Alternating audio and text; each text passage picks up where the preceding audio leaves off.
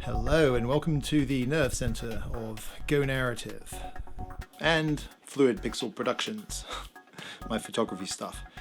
I've been taking photos a long time, got my first digital camera in 1999. PC, laptops, over the years, not enough storage on any one of those hard drives for the vast quantities of data. Throw a GoPro and a drone into the mix with 4K videoing. Even more crazy. Anyway, so I've always had a pretty substantial external drive. I was using a Drobo direct attached storage. Unfortunately, the company has gone belly up, which for me and my extended warranty, well, let's just say it didn't help. My Drobo died. And the Drobo was great when it actually worked because the hard drive fails, pop it out, pop it back in again. Kind of like RAID, but a bit different. You could add bigger hard drives over time to expand your capacity. So it was cool, but it's not cool if they can't give you any support when this happens. So this is what is left of the Drobo. Pulled it apart and tried to fix it, but unfortunately it didn't get me anywhere. Luckily, UFS Explorer RAID Recovery was able to do the legwork for me and I was able to recover the data. And it was a lot of data. 5 SSD drives, a couple terabytes each, and my external storage. So I managed to get those drives into an external array, picked up a 10 base Sabrin. So it's over here, I'll show you it. Here it is.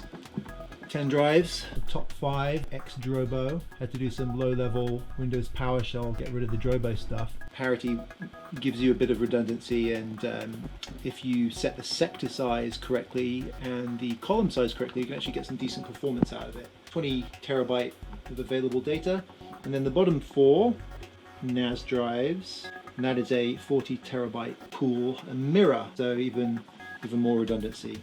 Invoking my father, the engineer, tried to tidy this up as much as possible with some good kind of cable wraps and stuff. You want to make sure that you've got a copy, backup copy, another backup copy, and then an off-site backup copy. So 3 copies of 3 different medias, 2 different locations for every file is going to keep you safe. A cloud backup on crash plan. It would have been an absolute nightmare to recover it all, but it was there. Unfortunately, I had been doing some rearranging on the Drobo on the BC, so there was a risk that some of the data might have been lost. So I was kind of freaking out a little bit. So let's take a look at the next part of the setup.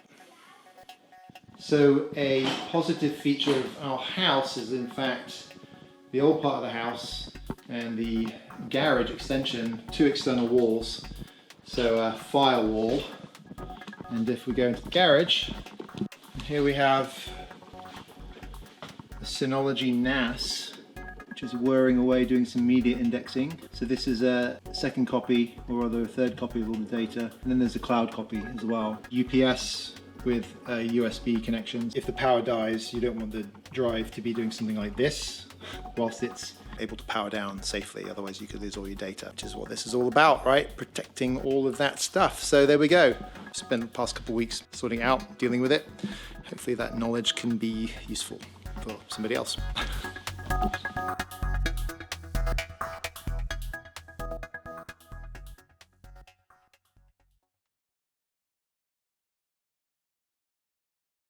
What will we see in the garage?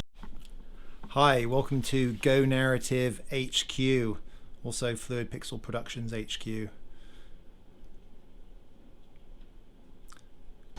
Going out to the garage. What will we see in the garage? Well, of course, there's a Porsche. So if one of your boxes with all your photos dies, then you've got another one. Fluid Pixel. Yeah, it's not